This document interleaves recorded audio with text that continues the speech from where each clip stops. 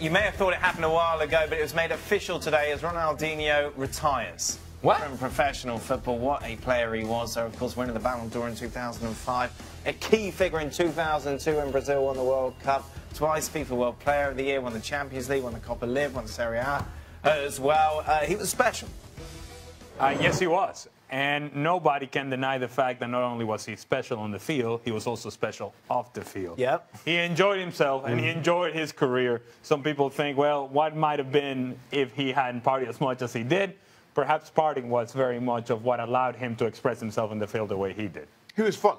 I think that's the one thing you take from Ronaldinho. Watching him was always an experience. He enjoyed it. You enjoyed watching him play. And yes, his off-the-field personality was reflected by the way he played. Really? What? Really? Yes, he's retired today. No, we had this discussion. I'm telling you, it was 18 months ago. And that other studio with that crappy couch that we used to sit on. Oh.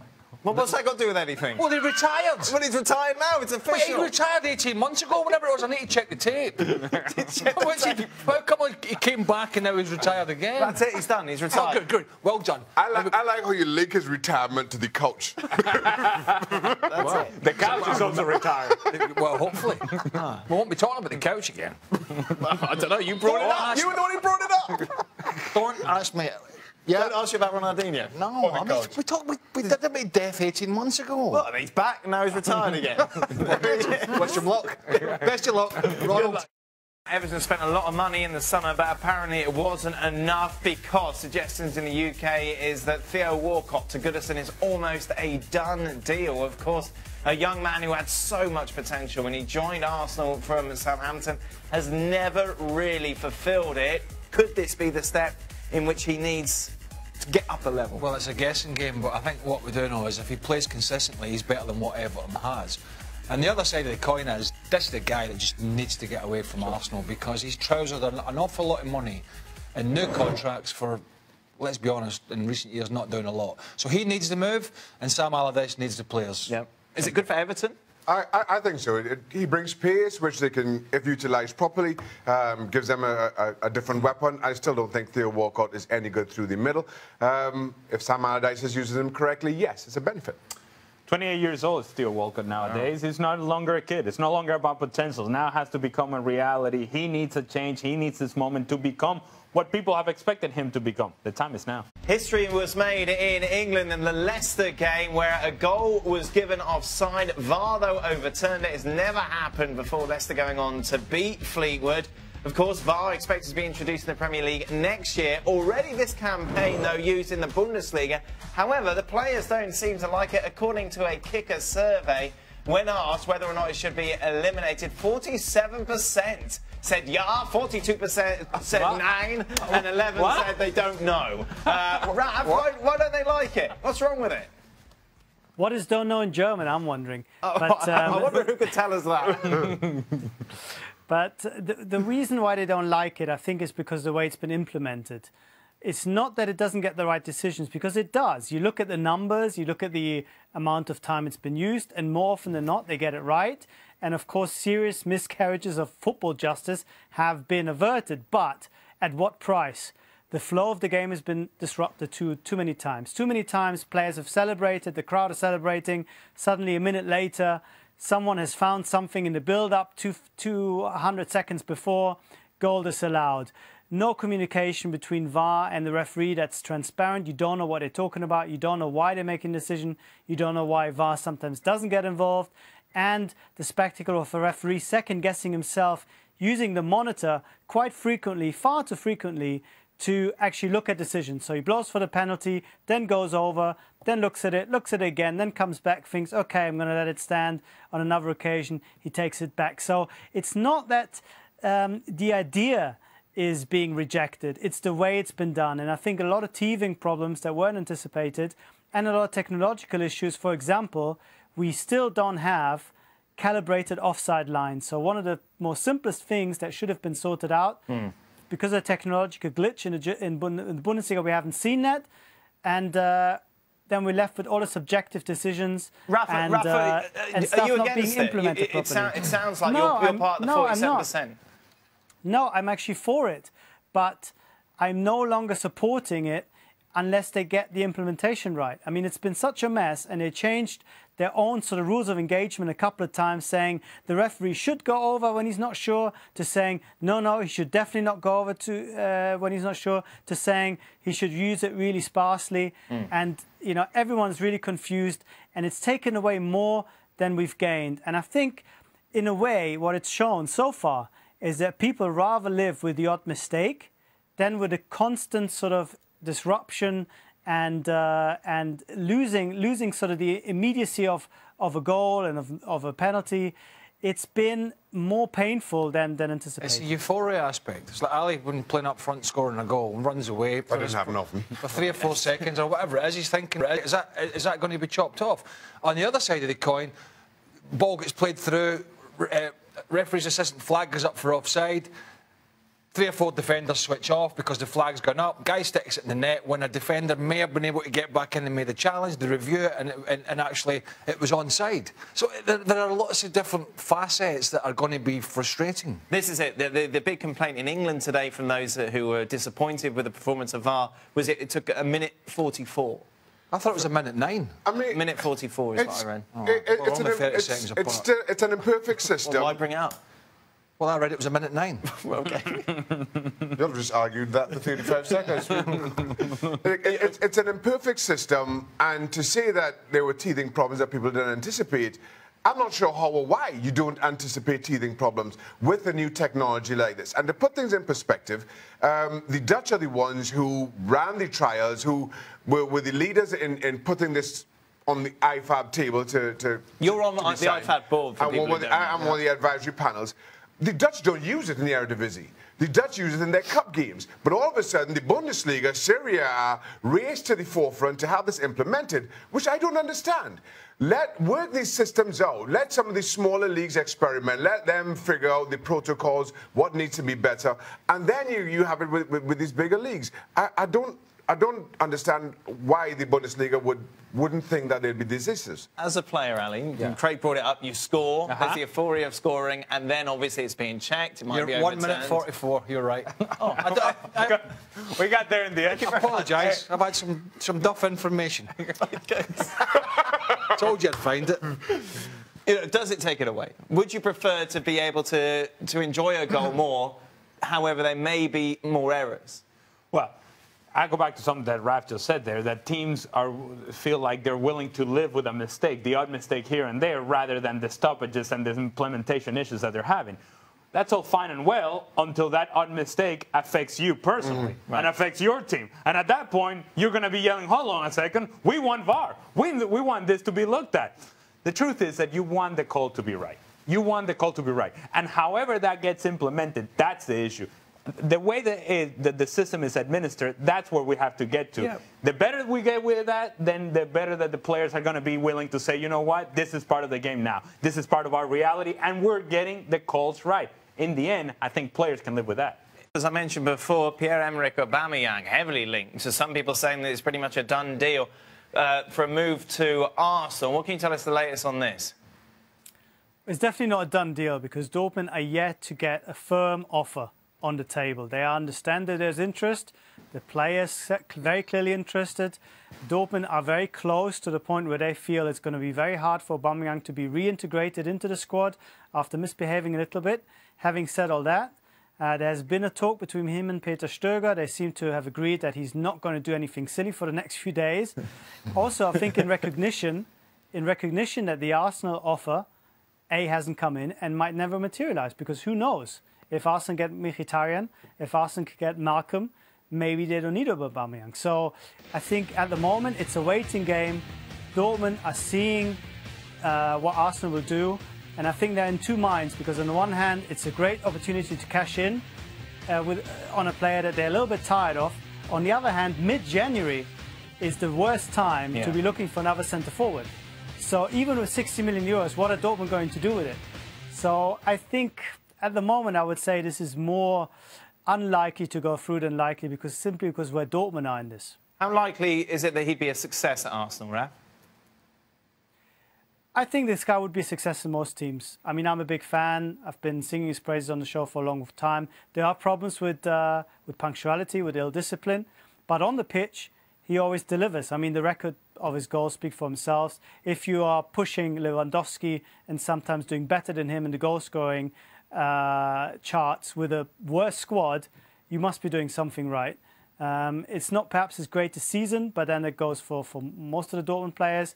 But I think with the right coach and the right team, he'd be amazing. Having said all that, I'm not quite sure how a front line with Giroud, Lacazette and Aubameyang is supposed to work. It looks a little bit strange to me to have these three guys all vying for positions. It doesn't seem like an automatic fit, I must say. Norwich against Chelsea at Stamford Bridge. Tomorrow, after that 0-0 draw, Chelsea 95% to advance according to the SBI. Ahead of the game, Conte was asked about why he keeps substituting Eden Hazard. The Italian had this to say, it's not important, I am the coach, I decide. Only here in England is this important. My first task is to do the best for the team and the club, not to make every player happy. Talking about... I don't get this, and he's not the first manager. I don't get this. Only here in England is it important. What utter garbage. Every country around the world, if you take your star player off and your team is struggling and it's not long after half-time, then no matter what country you're playing in, the fans are going to question it and the media are going to question it. So what the hell is he talking about? So the focus here seems to be on Hazard's happiness and about obviously how he's not happy being substituted all the time. That's fine. No player likes to get substituted all the time. But isn't this part of man management? Yeah, it is. But at the same time, part of management and part of Antonio Conte's remit is to make those big decisions. That's why he gets paid the big bucks. He now has to manage that situation as best he can. If the Diego Costa situation is anything to go by, he's not, left a lot to be desired there. He's got some work to do with Eden Hazard. But that's not his business, keeping Hazard happy. Well, while it is his right and responsibility to pick the team and to pick the players that he thinks give Chelsea the best chance to win, it is also important that you have players that are willing to play for you.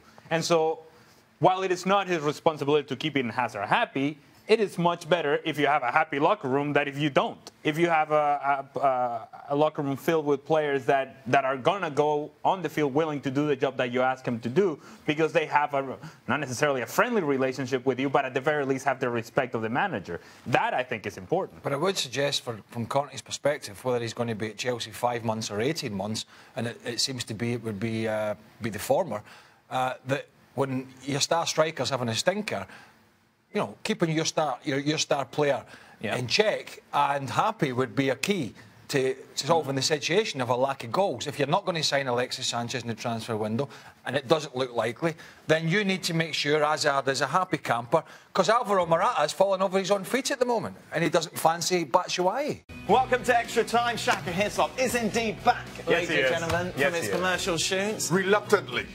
What do you mean? Well, reluctantly back, I bet. Yeah. How was it? Tell us a little bit about it. Warm. It was lovely. What temperature was it? Hot.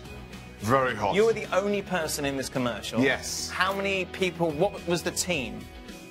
There's only one person. No, but the crew all around it. Oh, cameras. Uninteresting question. Well, you ask an interesting question then. Well, there you are. I'm intrigued to know how big a project this was. It was quite a big a project. And you were the center figure of this project. I'm the main character in the commercial. Wow. Yes. How did you swing that? They just contacted me. Just phoned you at home. New England. You at home. All of a sudden you got a phone call. I got a message. I got a text message asking if I would be available and willing to speak with the representatives. All the people in the world. How'd you get it? It's a legend in Trinidad and Tobago. Oh, so oh yeah. People have my number. It's not like they just picked a random number. So you just type in any 10 digits there. It leads us to our first tweet. When is ESPN FC doing a show on the road in the Caribbean? Don't let Shaka have all the fun, guys. Good question. Oh, we've done. Good question, Stephanie. We'd do that in a heartbeat. There is Split out. Shaka Hislop TV Productions. Listen, there must be a launch for this commercial. Yeah. You'll go back for it? If they'll have me, yes. So we could do the show from... I'm just saying. Okay. Well, put it forward. That's up to our bosses. No, that's not up to me. Why are you being hesitant about it? Just I'm suggest just saying. it. it's not What up are to you me. hiding? Suggest it to who? What are you hiding? What could possibly go wrong? Suggest it to who is my question. A liquor launch with Craig Burley and Steve Nicol. What? Yeah. It rains a lot down there, though, doesn't it? Well, that's the thing you're focusing on. Why don't we go on trips It anymore? rains sometimes. We went on Well, I don't mean having that but trip. before you came, actually, we went Yeah. on quite a few trips. Cruises? No. Yeah, we did go on cruises. What happened to the budget? I don't know. I don't know. Well, you came. We hasn't That put it just on- shows how put much it on money your you get. salary. Yeah. We do go on the odd one. Cruise ship Craig. Not cruise ship ships. Craig. No. Yeah. There we go. What's biggest? Shaka's love for goalkeepers or Craig's hate for everything? Oh, no question. Wow. I mean, come on, we know that one. Wow. Everything? It's a persona. No, it's just a persona. When he says It's like an that. actor, isn't it? You just turn it on. I love it. He's just there. Just How deep into the day do you stay in character? Listen, have you heard the saying, pot and kettle? Hey, Mr. Happy over here. Yeah. Well, comparatively speaking. God. Stayed up to this one. To be honest with you, I get extremely grumpy this time of year. There's no golf. No golf. Oh yes, because in the summer you're just a ray of sunshine walking the offices. So now. once he's played golf, he's all right. Yeah. Well, not with me. No, playing golf with Craig's all right, yeah. No, but when he comes off the course, it's not as if I mean, he walks in here and goes, "Oh, good." What happens when you do 6 days a week? Show up. Well, you don't do it 6 days a week. Oh, 5. Well, then why did you say 6? Show goes out 6 days a week. Yeah, but you're only on it for 5. Yeah. and you're grumpy 7. There you go. In fact, you're only on the show It's 4 all days. subject driven. You're on the show 4 days a week. I'm not. Yes, you are. I'm in on Sundays or Saturday. You're not on the show, are you? We don't have a I'm show still on here. Saturday. I'm still here. I'm still working. Just because you're sat at home on your backside, I'm here working. Right. Driving the train forward. What train? Exactly. Choo-choo! Exactly. Try to steer the ship. Oh, it's It's a a ship ship now. on Sat at home train. crying It's a ship on train. Sat at Let's home get this right. crying about Real Madrid or whatever, you know what I mean? I'm in here. Rolling my sleeves up. Yeah. Driving the ship train. Yeah. Where are you Sunday night? The ship docked. Yeah. It doesn't even get to Sunday night. It just docks long before you boys come on air. Oh, man. Rafa Honigstein is with us. Hey, Rap's there. Hey, See, Rap. I can't believe that. What, Raf's here? Making Raf hang about. Because he's in London, obviously, Yeah. and it's late there. It's But our late. producer wanted his input. Yeah, that's right. Exactly, Raf. He Blame gets the paid producer. overtime, Raf. Blame Raf gets the overtime. producer, right? Should let him go. Man's got a family to go to. Oh yeah, well, maybe he doesn't want to go to them. Just give me a question. Just give me a question. Any question. Any question will do. One question, then you can go. Is a Raf. contract extension a mistake for United to give Mourinho, or are they happy playing boring football? Oh. I think that's a bit unfair. There aren't that many obvious winners out there. Whether you like his football or not, he gets results. United are in need of big results, and they trust him. So I think it's fair enough. What do you think? Mourinho, contract extension. Well, we're running out of managers that can go around these big clubs. We are. I mean, you might throw Pochettino's hat in the ring. How much longer does he have? Sorry. How much longer does he have on this one? What? What was the answer? Did you give an answer? Oh dear. Man City have won 1 out of their last 3 league games. Is this also the end of an era? The end of an era. Save that for end of the season. End of the season. Barcelona win everything. That's it. So when you're ESPN. sat in London like that, you just got to, Ralph, just got to get up and go. He's nicer than you, though, isn't he? I'm tempted. I've done that. You know when I used to do it from London before I moved here? So it's You don't realise you sat here how late it is. You know you're keeping rap from going on right now, Yeah, right? exactly. What you did? Shaq, you only just arrived. You just came home. Listen, you're here. Yeah, but, exactly. but you see what they What's that big did brown to you, envelope in Craig. your pocket, Shaq? What, You see what they did to you. What? They made you stay. They made you come to the States and sit there every day. Yes. That was your reward. Yeah. You're free to leave, Ralph. That's it. Raf, you can go. Shaq is gone. We're done. ESPN FC back tomorrow. Espanyol, Barcelona, Atleti Sevilla in the Copa del Rey. Chelsea, Norwich in the Goalkeepers? FA Cup. Any goalkeepers tomorrow? Snowing tomorrow as well. It's going to snow We're going to talk tomorrow. about Arsene Wenger. What we're doing, jailing him tomorrow? Alexis Sanchez. 10 p.m. Eastern. We're on a little bit Aubameyang. later. Prime time. Prime time. Huh? ESPN News. More transfer rumours for us to assess, or actually, it's up to Shaka to assess.